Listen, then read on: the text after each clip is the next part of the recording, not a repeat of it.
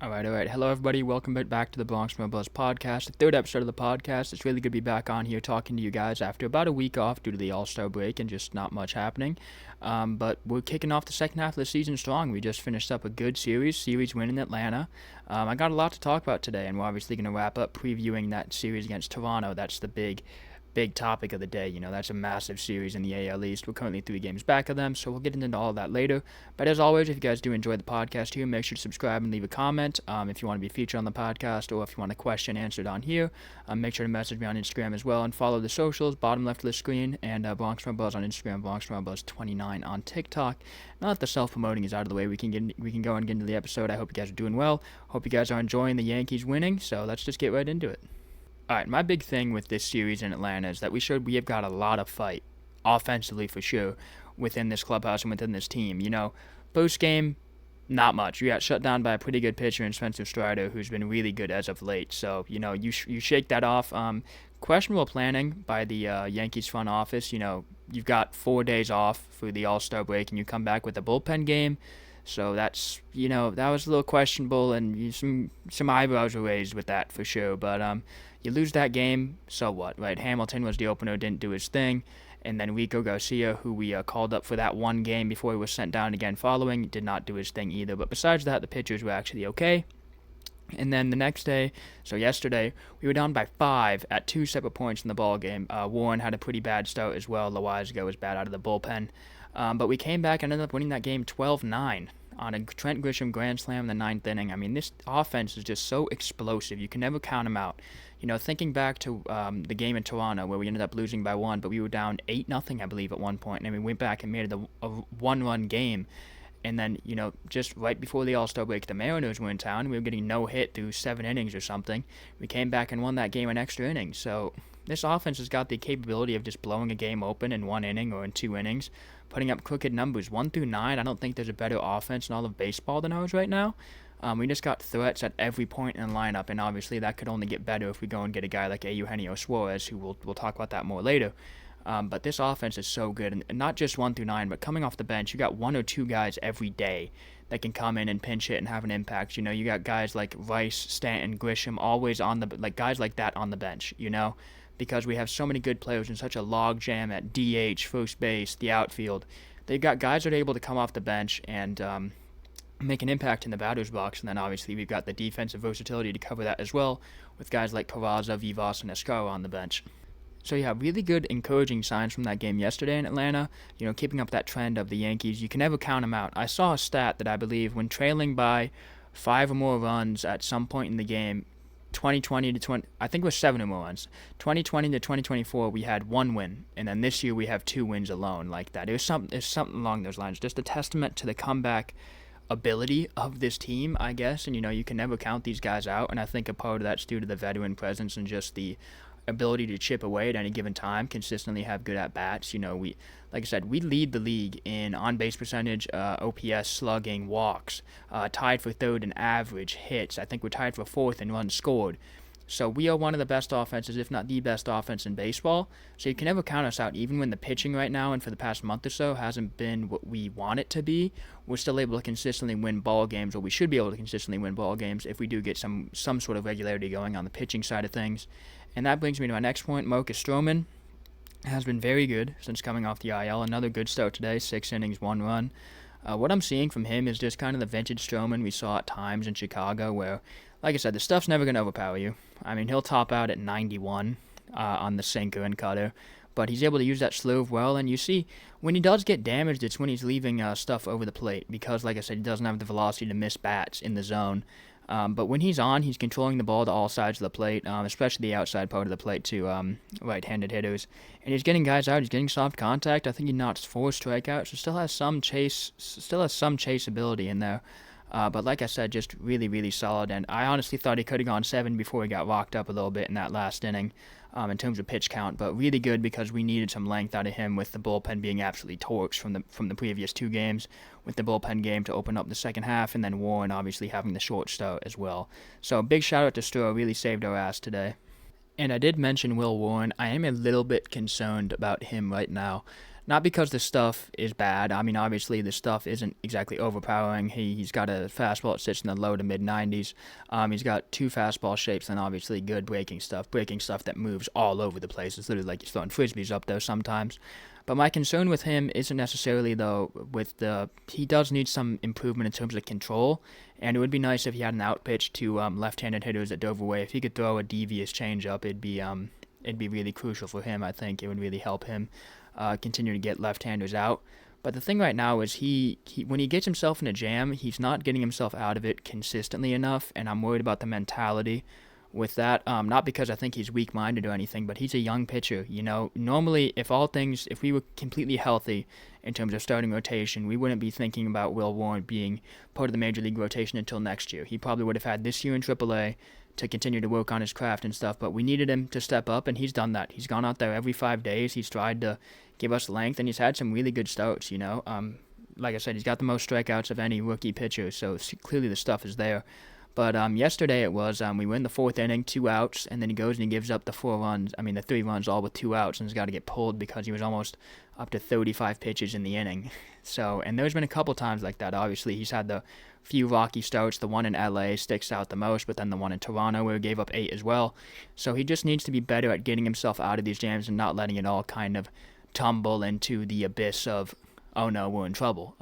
The best pitchers, they can give up a 4 spot in the first inning and then still go and give you 5 or 6 innings of baseball after that. Right now, I question if Will Warren has that mental strength right now to go out there and when he gets in the jam, if he can get out of it and then continue to give you length. Right now, it seems like once it starts to go bad for him, it all starts to spiral, and that can't happen at the major league level, especially not for the Yankees. But I do have a lot of faith in Will to ultimately pull it together. Like I said, he's extremely talented. He always conducts himself well in the post-game interviews, seems like a good character in the clubhouse. All the veteran players like him, so I think it's a matter of he's still adjusting to the major league level. He didn't expect to be in the major league so soon, and the Yankees didn't expect to have to expedite him to this level so soon either. But he's, like I said, gone out there every 5 days and put his best foot forward, so you can't wrong him for that. But we will need a little bit more from him down the stretch, and we know he's capable of that. Like I said, at times he's been absolutely untouchable this year, notching, double-digit strikeout games. So we expect a lot from Will Warren, and I think sometimes I almost expect a little bit too much personally. But I think he'll figure it out ultimately in the end, and hopefully it comes around pretty soon because we're going to need him down the stretch. All right, that's pretty much all I have to say about the Atlanta series. I mean, I think it was amazing. Next thing I want to talk about is Luis Hill, obviously our flame-throwing, reigning American League Rookie of the Year, currently down on his rehab assignment in the minors.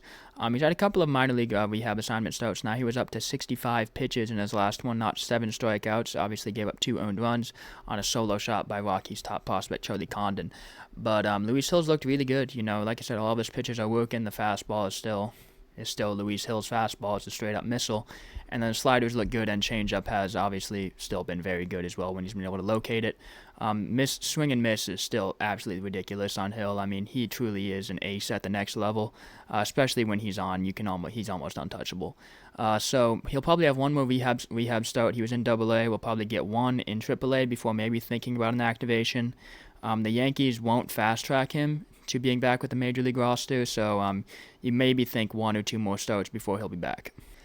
Me personally, I would err on the side of caution and go with 2 more starts, and I think that's what the Yankees will ultimately do because they've been very outspoken about wanting to keep him on the slow track and wanting to give him what's equivalent to a full spring training in the minor leagues during this rehab assignment.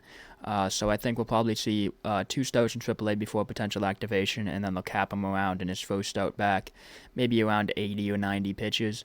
But if we fast track him and he gets one start in AAA, he comes back, he'd probably only be throwing 75 pitches. So I'd rather him be able to go out there and give us more length, especially because not a great start in terms of bullpen. The bullpen's torched at the moment. Everybody's been used in the Atlanta series. So not great going into Toronto, but, like I said, we won't want to put our bullpen in an even worse spot when Luis Hill does come back. We want him to be able to give us some length, which he can do when he's at his best and when he's fully built up, but we don't want to rush things too fast, obviously, with the injury history, and generally we've always just been very careful with Luis Hill, and I like that with the Yankees because, like I said, he's such a prized possession for the Yankees, such a pivotal piece of this team going forward. He really is an ace, and when he comes back to the staff, we're going to be scary. And well, on the topic of things going on in the phone, we got to talk about Mr. Spencer Jones, who had two more homers today in AAA for Scranton. Two more moonshots. The first one, I believe, was 440 feet before he showed off the oppo power for his second shot of the day. But he's now got 10 homers in 16 games at the AAA level. He's hitting 426 with an OPS over 1.4 in AAA. I mean, the dude's big league ready right now. If we didn't have an outfield logjam every single, if we didn't have an outfield logjam, he'd be playing every single day for the New York Yankees right now. He is big league ready. But for me, with what he's shown, even though he is still striking out a lot, he has been able to hit for average. But like I said, the strikeouts are a little bit concerning, especially because you think about the jump from AAA pitching to Major League pitching is so big. But I think he's made himself untouchable at this deadline. If someone wants him, they got to give us a haul, man. Like, really impressive Major League ready talent, because he has proven that he could be a potential 50 homer bat at the next level. He's now tied for the minor league lead in homers, even though he had a little bit of an injury back in, I believe, April it was, where he missed some time. He's still tied for the minor league lead with 26 homers on the season, accumulating his time in AA and AAA, sitting 317 with an OPS, I believe, of 1.026. So the numbers are just ridiculous. He's got 52 ribbies and has stolen almost 20 bases as well on the year. So he truly is a five-tool threat. Plays good defense out in center field as well. So yeah, I don't want to see him going anywhere. The only place I want to see him going is the Bronx pretty soon, when rosters expand in September. But the problem is, where would you put him? You know, he played first a little bit in college, but is there a hope that he could be a big league first baseman? And where's the problem? We got Ben Rice and Paul Goldschmidt. So unless we trade a guy like Trent Grisham at the deadline, which I just don't see happening, there's not really room for Jones, barring injury to the outfield, knock on wood, for him to play right now. But I don't want to see him go anywhere. Like I said, I truly believe he could be a 50 homer bat at the next level. They call him the lefty Aaron Judge for a reason. So if he can cut down on the strikeouts, he could be one of the best players in Major League Baseball in 2-3 years' time. So don't want to see him go anywhere, regardless of who it's for. There's been reports coming out today from the likes of Joel Sherman and John Heyman. There's more news on the D-backs front. The Yankees have sent scouts to watch both Zach Gallen and Merrill Kelly. Obviously, if we do business with the D-backs, it'll be for Eugenio Suarez as the headliner. But we do also need pitching help, so either one of Gallen or Kelly would help. Gallen is having a down year, but historically has probably been the better pitcher. This is a guy who received Cy Young votes at one point, but his stuff just isn't moving as crisp as it once did. If the Yankees want to take a chance on him, it probably won't require as much trade capital as Merrill Kelly would, because he's having a very solid season for the D-backs. But Suarez, his trade value right now is through the roof. Back-to-back days now with a multi-homer game against the St. Louis Cardinals. Now leads all of Major League Baseball with 85 RBIs. I mean, we're going to have to give him a haul to get Suarez, but I think we can do it. Apparently the D-backs want pitching prospects if they do trade Suarez, which makes sense. They need all the pitching help they can get right now, because they score runs like nobody's business, but they give up runs also like nobody's business. But we have a plethora of pitching prospects. You think we got Ben Hess, Bryce Cunningham, Brock Selvage, Henry LaLane. We got a ton of guys that we could give up for Suarez as well. We got very good pitching prospect depth in the minor leagues, who are all being very productive. If you look at the numbers in the minor leagues, our top pitching prospects are doing well in terms of ERA, strikeout stuff as well. But the only guys that I think are untouchable for me right now are George Lombard Jr., obviously, probably a third baseman of the future there, and then I got a cramp in my pec there. And then, like I said, the aforementioned Spencer Jones and Cam Schlittler as well, who is slated to start on Wednesday. I don't foresee Schlittler going anywhere. He's very impressive. I think he's going to be in our rotation for a long, long time. And then besides the D-backs, it was reported by John Heyman today that we've been in frequent close contact with the Pittsburgh Pirates, and a name that's been floated around is David Bednar, who has a 2.45 ERA through 33 innings this year with the Pirates. He's been pitched in parts of 37 games, and he has 45 strikeouts in 33 innings, which is very good. Obviously, Bednar has had his fair share of struggles in recent years, but this is a guy who is an all-star closer. 13 for 13 for save opportunities. If we do end up getting him, it would not be for our closer role. I think Devin Williams has solidified himself there, despite some hiccups with his 2 appearances in Atlanta. He picked up saves on both days, gave up a run in each game, but like I said, he's been doing his thing. Obviously, besides the early season struggles, he's been absolutely fantastic. Other names that I could see the Yankees going for out of the Pirates bullpen, and starter, we've been linked with Mitch Keller, who is the Pirates' best starter as well. Dennis Santana, ironically, who was with the Yankees last year and was rather dreadful to watch at times, has been very good for the Pirates this year. One of the better relievers in baseball. He started to embrace himself as more of a contact pitcher. So a reunion would be met with mixed reception from Yankees fans with Santana, but he could be very effective if he continues to do what he's done in Pittsburgh. But like I said, I think the more likely option would be Bednar, and then if we wanted to make it a package, you could get Keller and Hayes as well. But I'd prefer the Suarez option and then just going for Bednar alone. That's what I would do personally, but it depends on if we have enough trade capital to make that happen. And the thing with Pittsburgh is they have a good amount of young arms, so you'd think they would want more hitter-friendly trade packages, which one of the players that I do believe gets moved at the deadline with the likes of Spencer Jones already coming into the mix of the logjam in the Yankees outfield is Everson Pereira, who is having a very good season. Obviously, we know he had the 2-homer, 5-hit cycle a couple weeks back. He's hitting 258. He's got, I believe he's almost to 20 homers on the year. 862 OPS as well last time. 882 OPS last time I checked as well. So he's a very good player. He's still only 24 years old, even though he made his debut for the Yankees in 2023. Still very young. Still, I believe, could be a very good major league level hitter. Could be major league ready right now. So I think in a deal for the Pirates, we could see Pereira get moved, and then in a deal for the Diamondbacks, we could see a lot of pitching prospects get moved as well, and then maybe a guy like Vivas or Peraza as well, because they'd want some sort of, someone that they could put in the big leagues tomorrow and be ready to play as well. So, and then this is not one that I've seen anyone linked with. I like the idea of going and getting Adrian Houser from the Chicago White Sox. He's been very good. I know it's a small sample size, but he's been very good for the White Sox in his starts there. Probably wouldn't cost much because, the White Sox are just looking for any help they can get. They do have some decent players. Obviously, you'd think Mike Tauchman would be on the move, but, we don't need any outfielders. We just want Houser. I doubt it happens, but I think it would be good. I think it'd be fantastic for the Yankees. He's got the profile of what Matt Blake likes in a pitcher, and the fact that he's got that sinker cutter as well. Since he made his debut for the White Sox this season, I believe only 4 pitchers have a better ERA than him. So, like I said, maybe an under-the-radar one, but maybe that could happen at the deadline, or maybe it's just me having some wishful thinking. Haven't seen any reports, but that's a player I like that could fit the Yankees, but probably doesn't happen.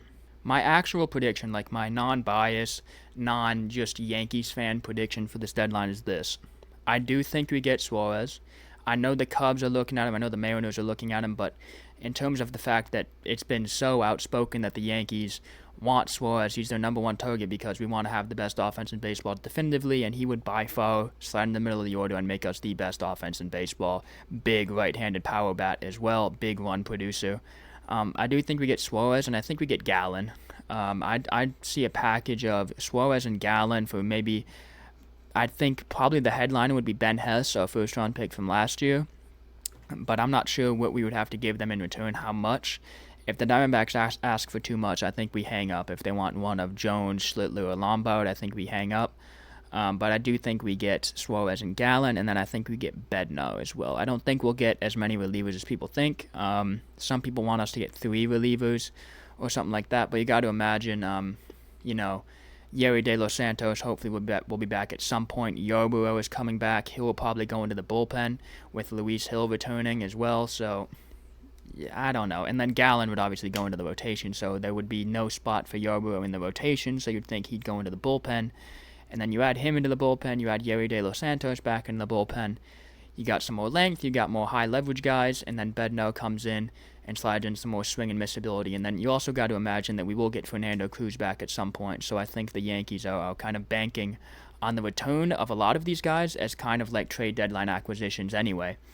So I think at the end of the day, we'll go for one third baseman, one very good third baseman in Eugenio Suarez, one starter in Zach Gallen that hopefully we can flip around his season, and then one reliever in David Bednar, and then all the injury guys that are currently injured will come back as well and kind of act like trade deadline acquisitions as well, headlined by Luis Hill, but also some very good bullpen arms returning very, very soon, hopefully, knock on wood again. All right, but enough about the trade deadline, okay? I feel like it's all I'm thinking about right now is how can this Yankees team be better.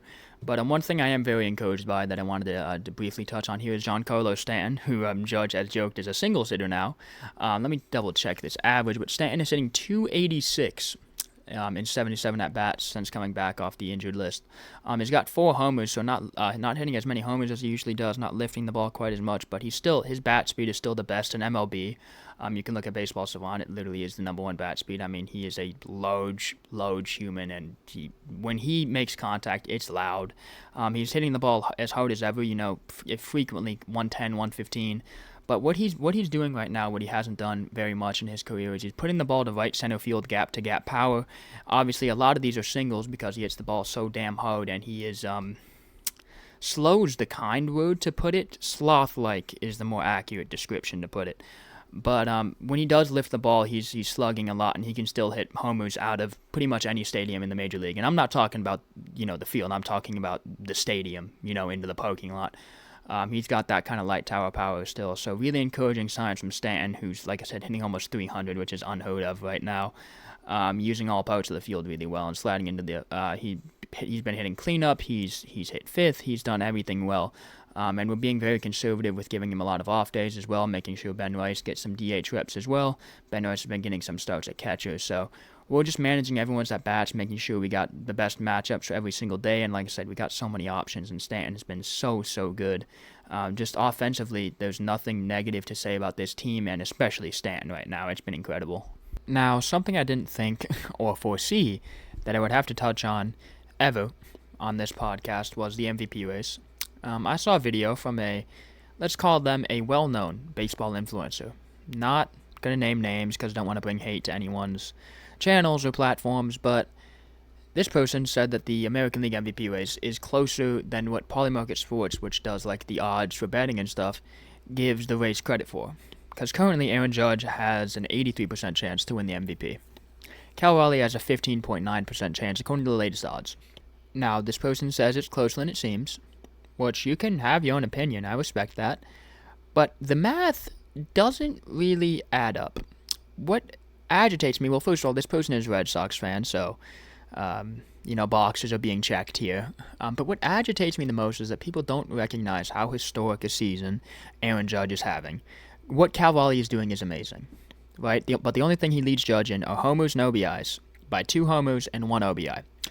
I guarantee you, at the end of the season, when it's all said and done, Aaron Judge has at least 10 more homers than Raleigh and at least 20 more OBIs. At least. Could be more. If you look at the other stats, Aaron Judge has over 100 points better batting average, and you can value batting average what you want, but it is important. Cal Raleigh is hitting, I believe, 255. Over his last 7 games, he's hitting 147, and over his last 15 games, he's hitting under 200.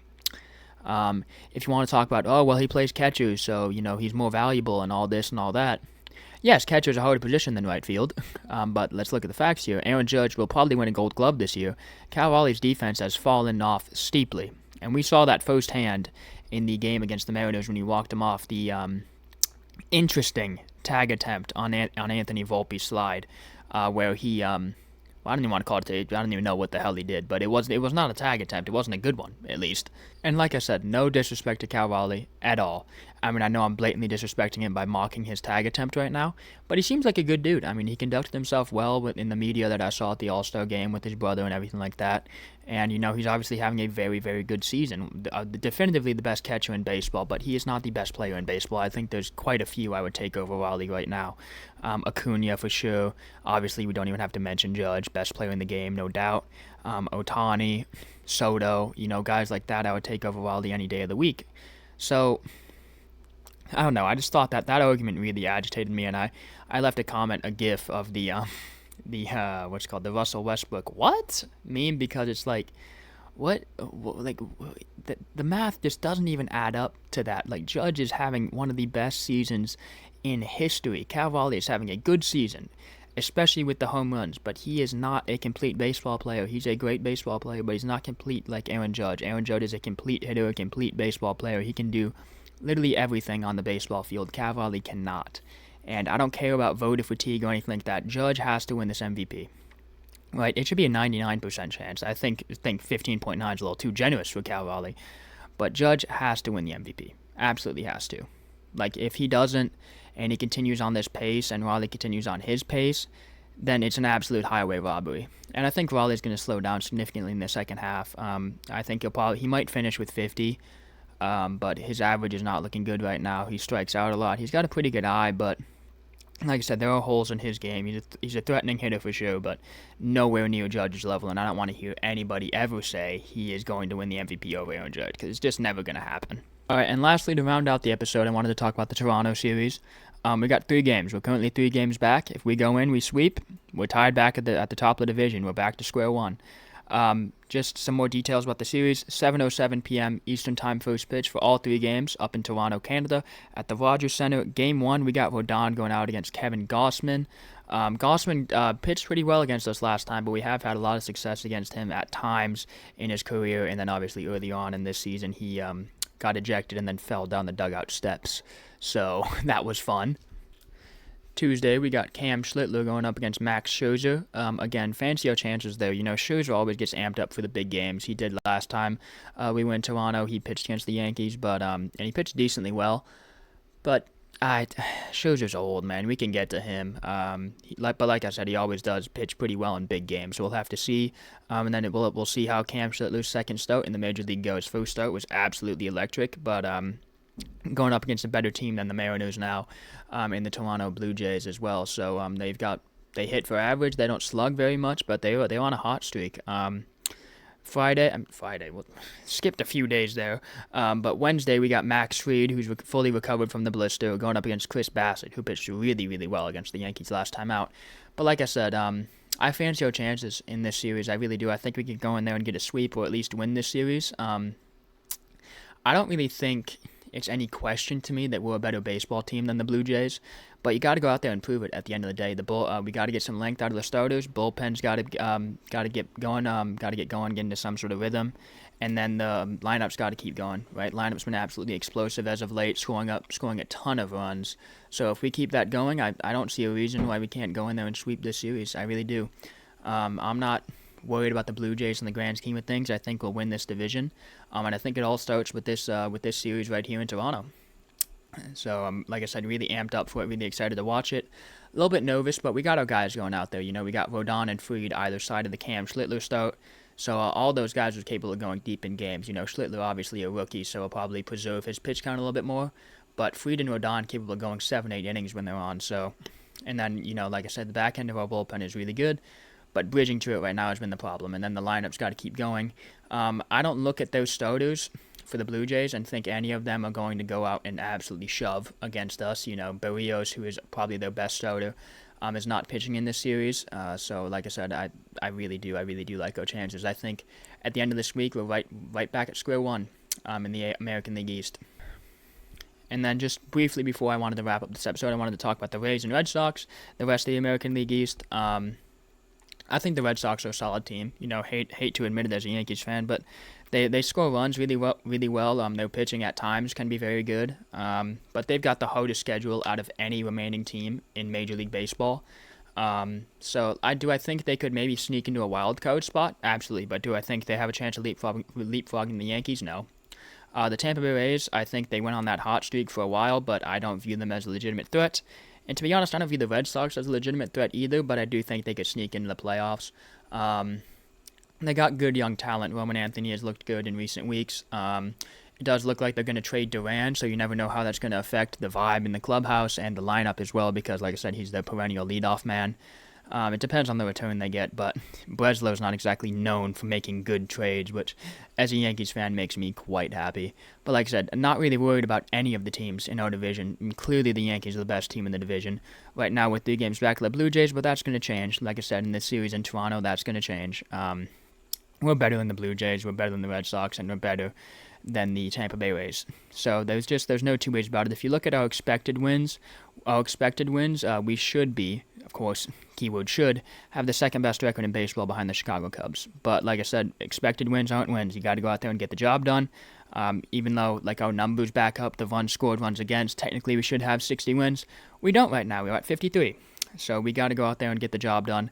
But I don't see any reason why we can't go on a streak right here, win 10 in a row, and just absolutely get scorching hot. This team's got that capability, especially with the returns that are coming back from injury and potential trade deadline acquisitions. I think we're going to run away with the American League East and hopefully catch up to the Tigers in the lead for the American League.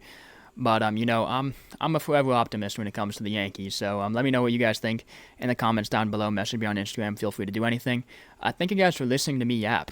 I know it was a loaded episode today. We had a lot to talk about because, like I said, we had the whole All-Star break. We haven't talked in about a week. So really happy that you guys listened. As always, thank you guys for watching. Make sure to subscribe to the channel. Leave a like if you enjoyed it. Follow the socials as always. But thank you guys, and as always, go Yankees.